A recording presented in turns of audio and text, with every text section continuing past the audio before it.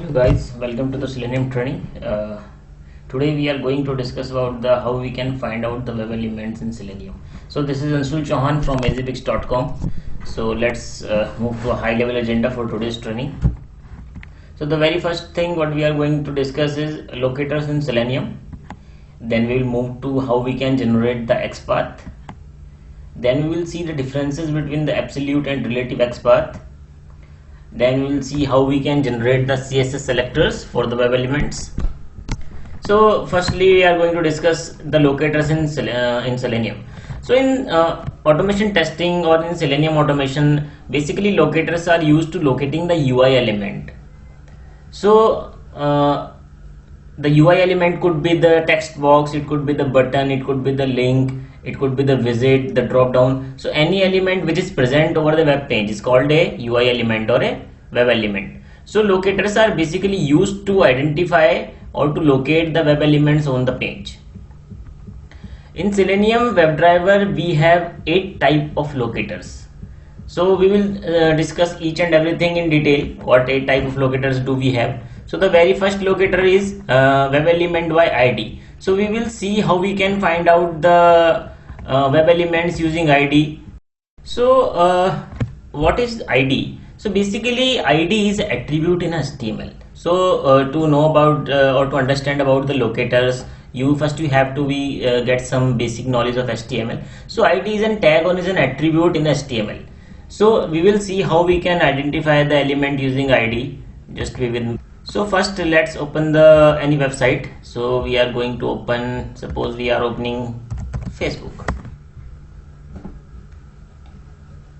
So we have opened the Facebook. Now we will see, now you can see here this Facebook picture or the text which is available here, or again the picture which is available here. These text like email and phone, the text box, and this text and text box, and this create an account button. So everything which is present on this page is a web element.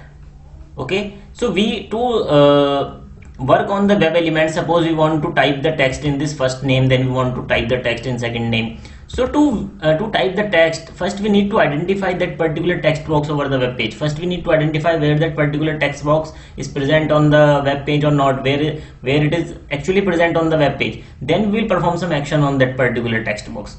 So to identify these web elements we use locators. So let's see. So I am opening the Firebug.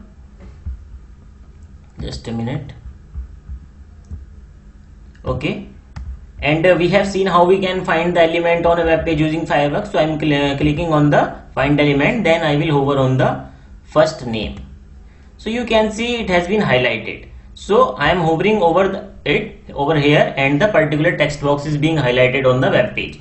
So you can see here I have the tag input and the attribute is ID. So this is ID what we need to use to identify that particular first name web element. So we will see how we can do that using the Eclipse.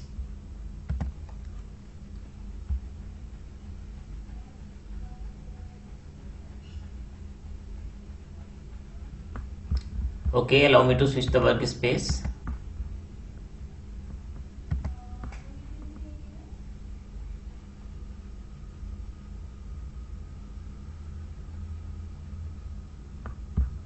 Okay, now I am creating a new class.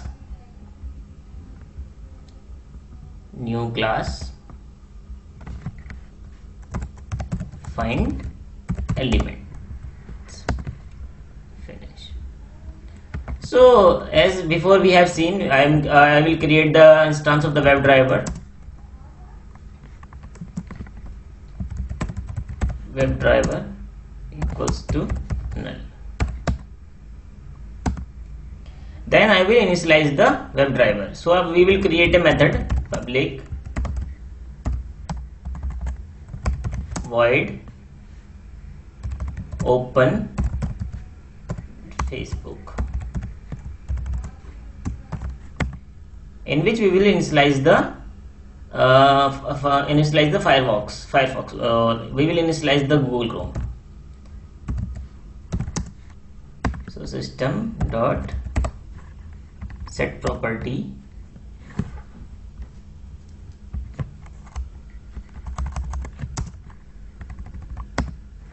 and here I will provide the WebDriver dot Chrome dot driver, and here I will provide the path of my Chrome driver. So we have done this in the last tutorial. So let me open the last tutorial. Okay, find element, create properties, first test. So this is the path of my Chrome driver. I will copy it and paste it inside my class. Now you all know how we can initialize the driver. Driver equals to new Chrome driver. Now, okay. Now we need to locate that web element. So we will create the object of the web element. And we should take the name, first name. The element name is first name. First name equals to driver dot find element. So using the find element, we can find out the any element on the web page. Then we will use by dot, and here we are getting a lot of options like by class name, by CSS selectors, by ID, but we are going to find the element using ID. So we will put the ID and we will provide the ID of that particular element inside the ID as a string like this.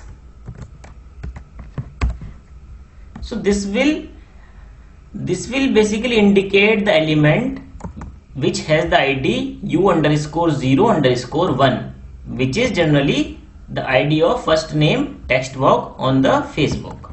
Okay, we will see. So first we will open the Facebook, driver dot get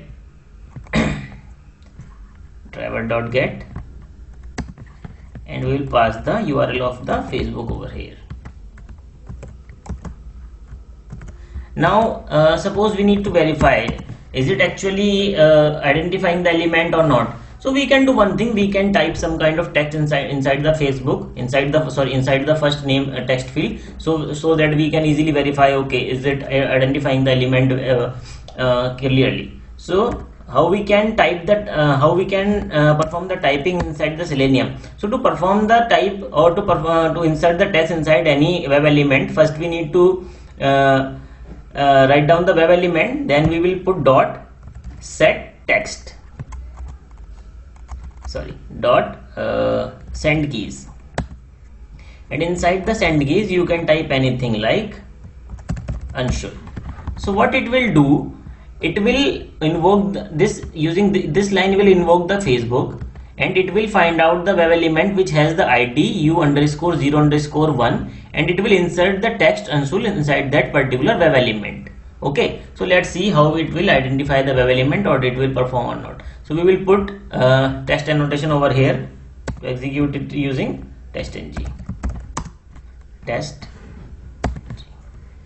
So let's see, will it type the name in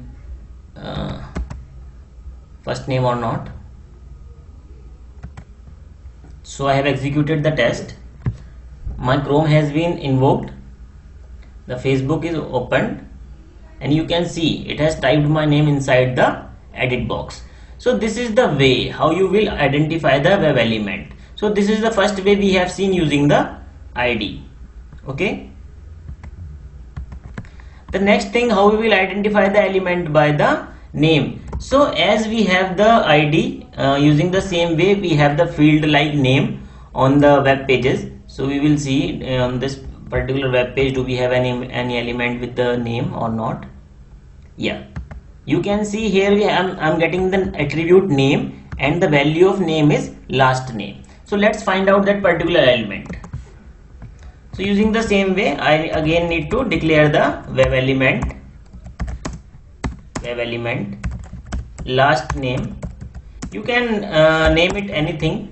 I am just, to make it very simple, I am declaring the first name element with the first name and the last name element with the last name, and driver dot find element by dot, we want to find the element this time by the name attribute. So name, and we will put the value of name inside the we will pass the value of a name over here, over this in this string. So what is the value of name is last name. And again, to verify our finding, I will type something inside the last name using the send keys. So I'll put Chauhan in the last name. So let's again execute this test case and let's see what we will get. So my browser has been invoked. It has inserted the Facebook, and you can see my first name and last name is being inserted on the website or on the web page. So this is the way how we can identify the web element on the web page, and how we can perform the insertion or perform that how we can insert the text inside the text box.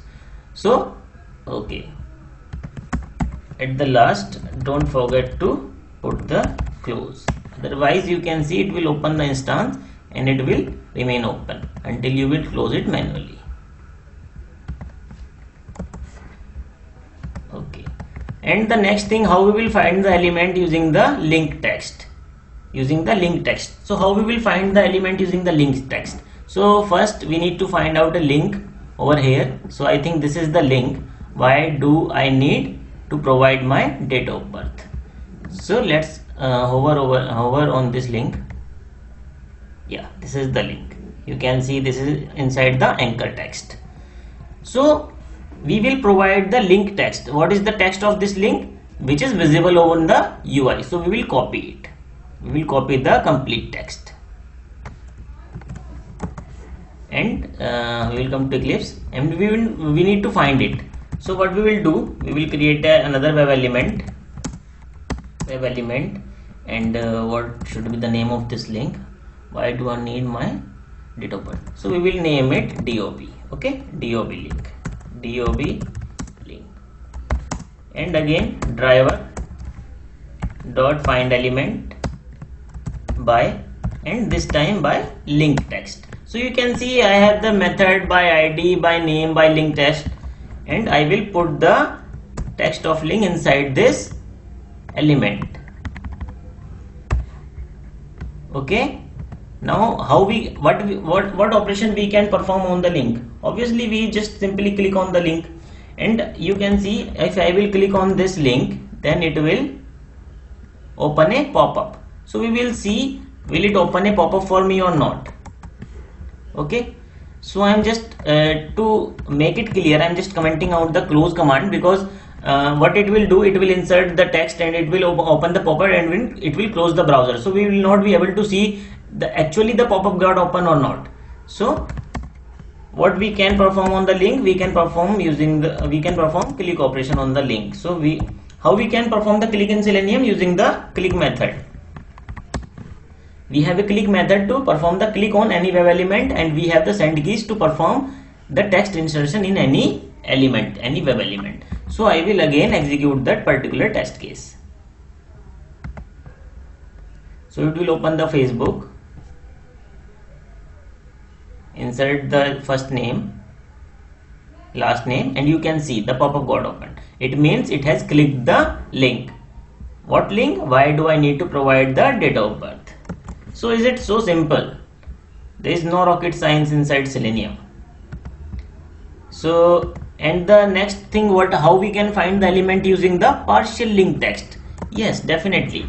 If you don't want to pass the complete link text, and you can see there is only one link on this particular web page with this particular text, then you can provide the partial link text as well.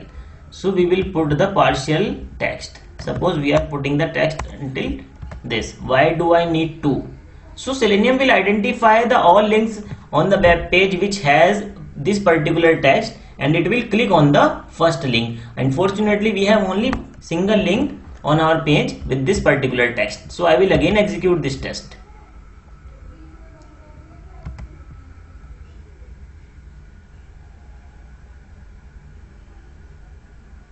So let's wait. What happened? It's got failed. So let me try what I am getting. The unable to locate element with. Why do I need to? Okay. I didn't change the locator. It's not linked text, it's partial linked text. Got it? And I will again execute the test.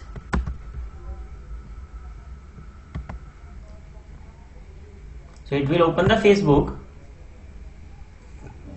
insert the first name and last name, and you can see the pop-up got opened. It means it has clicked the link. So this is the way how we can perform the operation and how we can find out the element on the web page using the locators. So the next thing is by tag name. So let's see, do we have any element on our page by tag name? So let me try by tag name. Tag name is again a field like name. We are getting name here. Just give me a minute.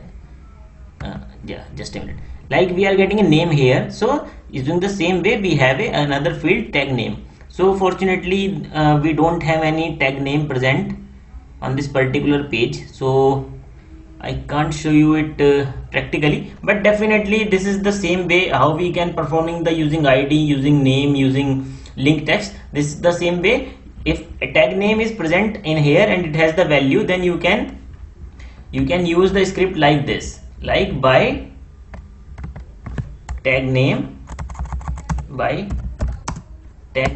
and pass the value inside the string. Okay, it's very simple.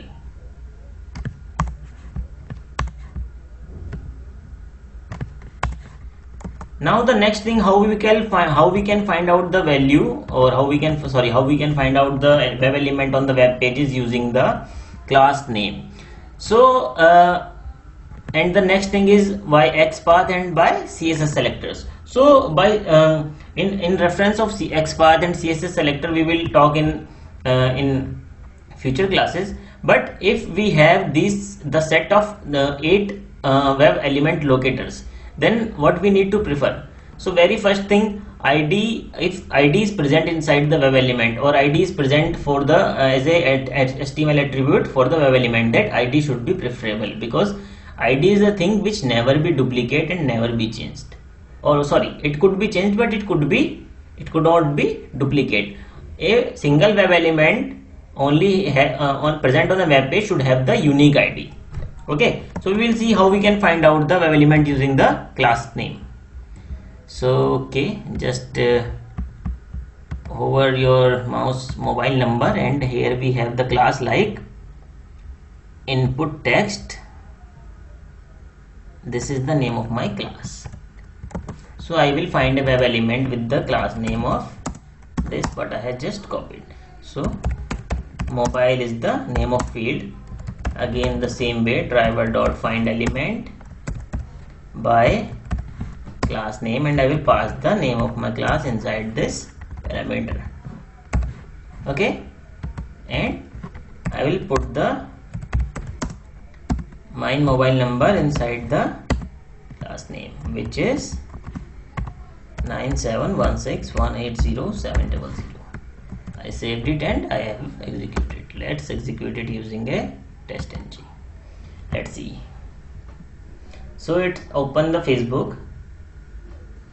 First name. Okay. So I'm getting the error for the invalid compound class. Compound class name is not permitted. Obviously you can see in my class name I have a space over here. I have again a space over here. Again a space over here. So these kind of class which have the space between the characters is called the compound class. So Selenium directly doesn't support the compound class. So first we need to find out a web element on my web page which has the simple class name. Okay, like this. This has the class underscore 51 by B. So what we will do, I will copy it. And you can see this class is present for this particular text. Facebook helps you connect and share with the people in your life. So please remember this. I will open and I will find we can say it's a header text. Okay, So what we will do, we know this is the text present on my web page. So what we will do, we will get that particular we will get that particular text. Okay, so how we can get the text from an web element? So header text dot get text. Here we have a method get text in Selenium. Using this get text, you can extract the text which is present inside the web element. So to verify how we can verify that we are getting the actual text, so we will just simply we will print it. We will print the get text, header text, sorry. Okay, so it will print the text on my console. Let's execute the test case using TestNG.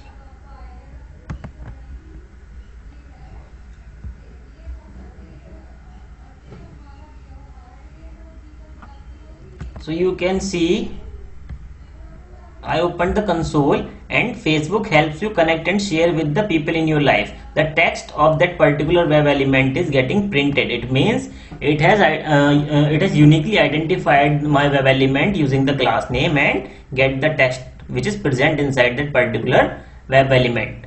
Okay, so this is the way how we can find out the web element, how we can insert the text inside the text in any text box, or how we can extract the text from the web element, how we can click on the links, or how we can click on any button. Click is simple. You can use click with any element. It doesn't mean that you can't click in text box, or you can't click on text, or you can't click on button or link.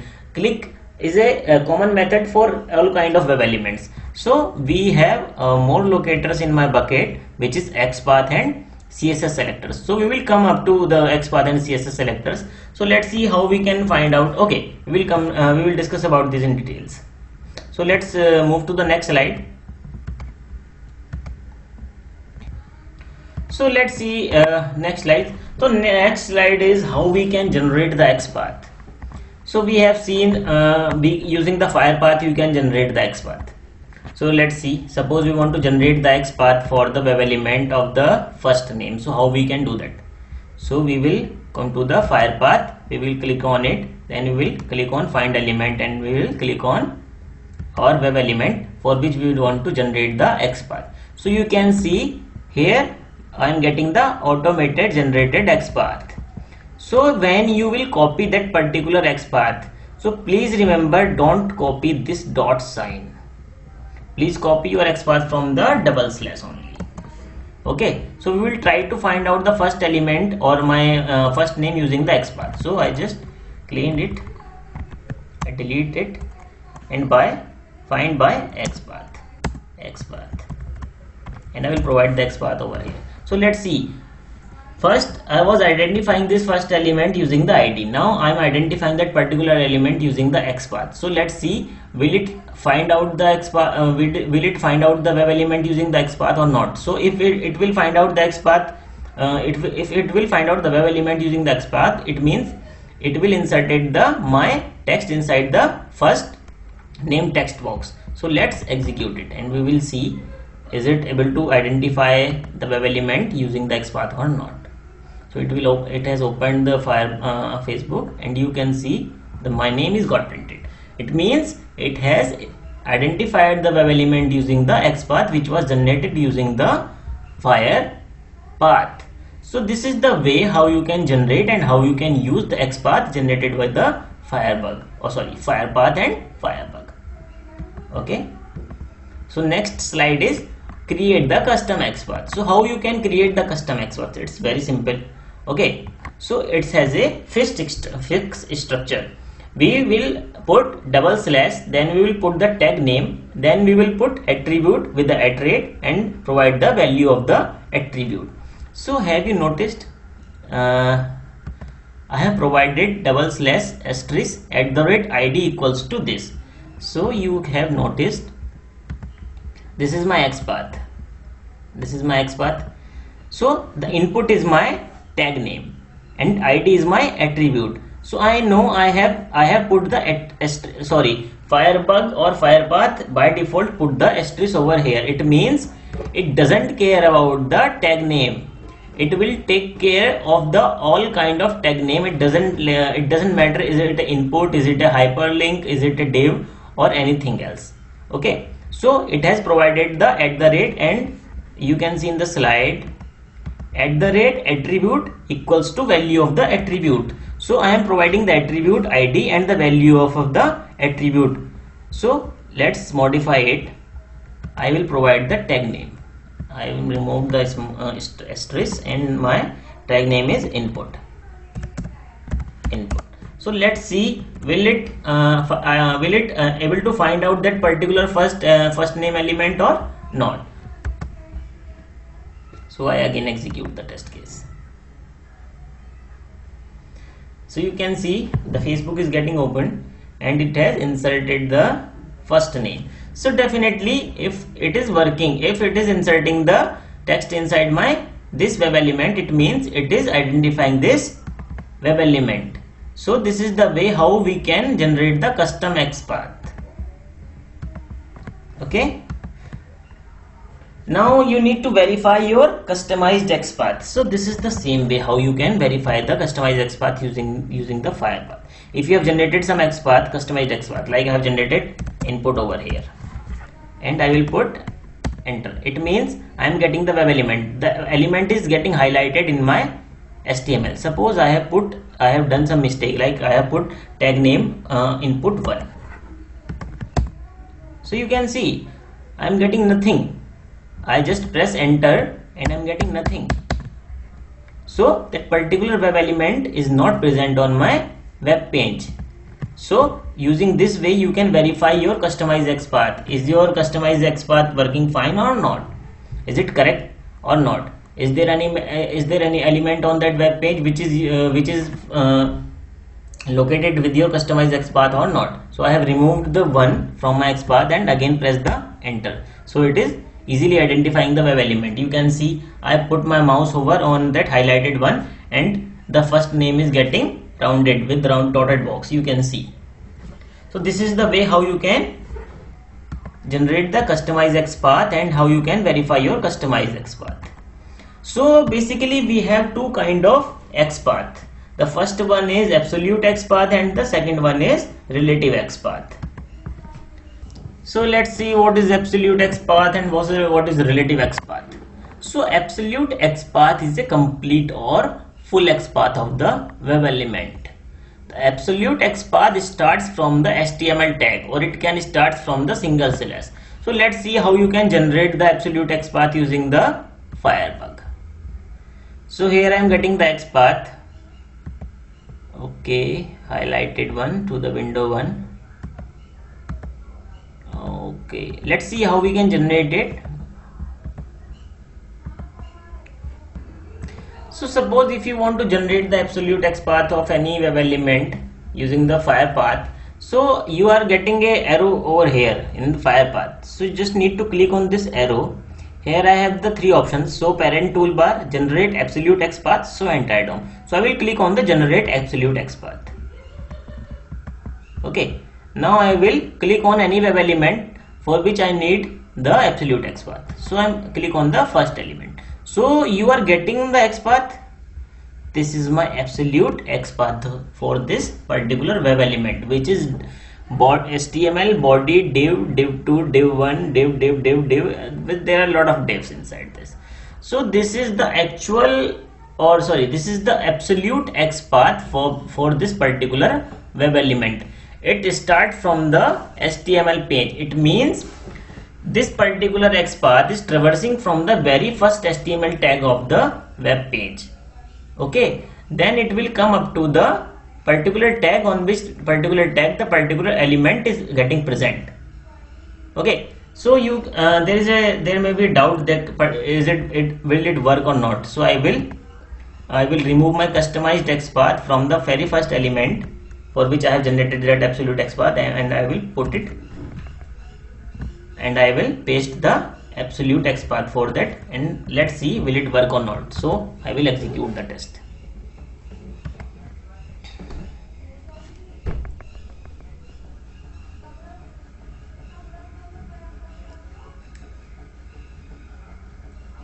So I am getting the error.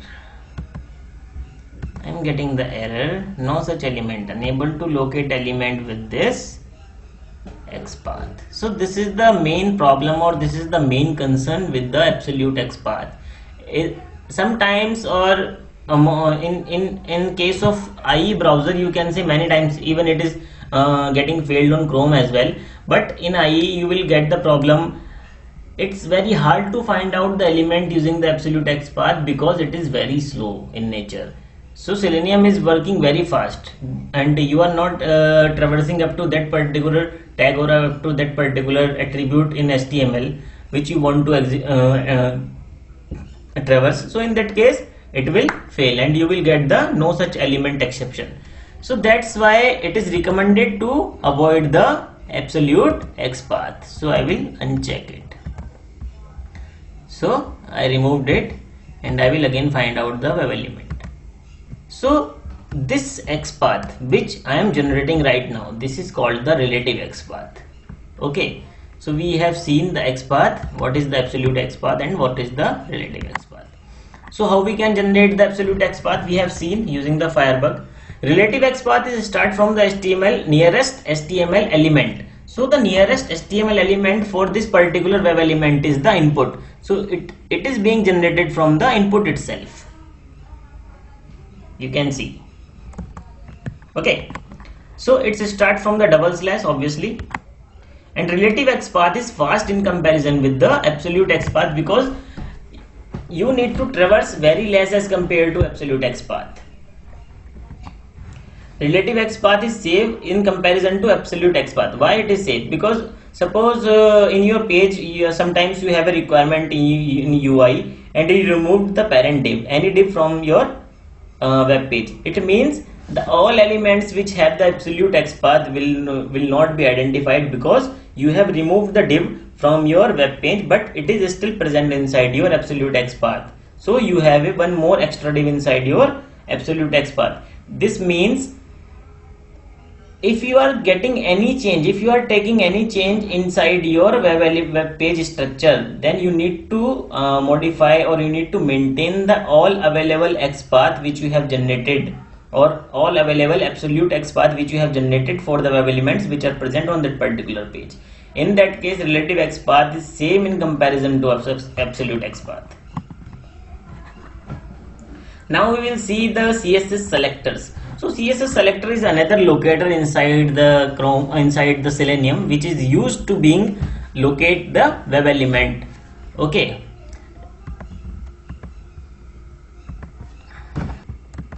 So CSS selector is constructed using HTML tags, attributes and their values. We have seen the XPath was using the same values. It was using the tag name, it was using the attribute and it was using the values, which is being used to find the element on web page obviously. So unlike XPath, we don't have any tool to generate CSS selector for us. Like, excuse me, we have a Firepath to generate the XPath, but we have no tools till now. We have no tools to generate the CSS selectors, to generate the automatic CSS selectors. So you use CSS selectors, first we need to generate them for the web element. So the structure of the CSS selector is this. You can see we have the same structure for the XPath. Apart, we are missing /2/ over here in tag and @ before the attribute. So let's generate the XPath for the any web element. Okay. How to generate the CSS selector for web element? So we will generate the CSS selector for my first name. So what I need to remove from the first I will copy the this path in my test script for the first name. So we need to remove this. We have removed. We need to remove this. We have removed. Here I was having the tag, though my tag is input. Why?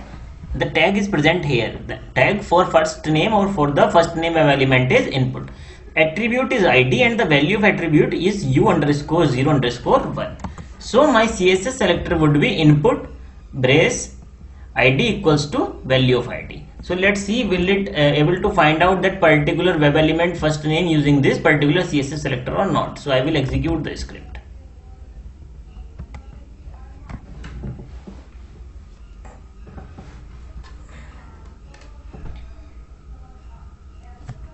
is getting failed. Why it is getting failed? No such element input id equals to this. Why? Okay, I forgot to remove XPath. It's not XPath, it's CSS Selector. So commonly we generally do this kind of mistakes, but we should not do these kind of mistakes. Okay, so let's execute it one more time.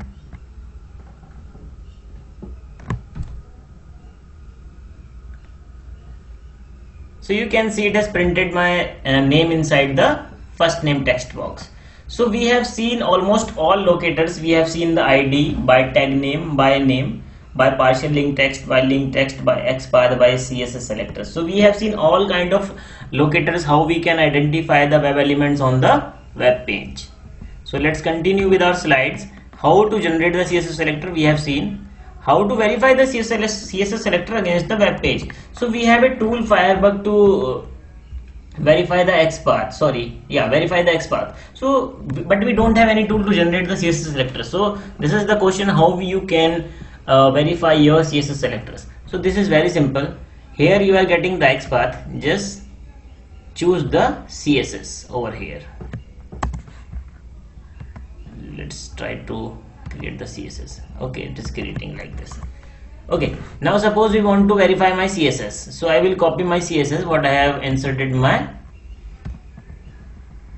web page. Copy. I will put it here. Okay, and press enter. So you can see that particular element is getting highlighted if I do any mistake over here. So the entire text box is getting red. It means that particular CSS is not a valid. If you have a valid CSS but you are putting in invalid ID like input 1, this CSS is valid. Definitely I have pressed the enter. So I am getting a blank HTML. It means on this particular web page you don't have any web element which has this CSS selector. So if you are getting a red text box or red text box, it's a warning. It means you have some kind of syntax error in your CSS selector. But if you are not able to find out the element like this and you didn't get any warning, it means you are creating a wrong CSS selectors. So I have put the correct CSS selector, press enter. So it is able to find out the web element on the web page. So this is the way how you can find out how can you generate the CSS selector and how you can verify the CSS selector. So thank you guys, this is all for the day. We have discussed a lot of things today. So let's start from beginning what we have discussed today. So we have discussed the locators in the Selenium. We have discussed the ID by class name, by tag name, by link text, by partial link text, by CSS selector and by the XPath. We have also seen how we can generate the XPath. Then we have seen what is the difference between the absolute and relative XPath. We have seen how we can generate the CSS selectors. Okay, so these are the things what we have seen in today what we have seen. So if you guys have any question, if you have any query, then please write us in the comment and we will be happy to answer the questions. So guys, please before leaving this page, please subscribe my channel. Please do comment and do like on my videos. Thank you so much.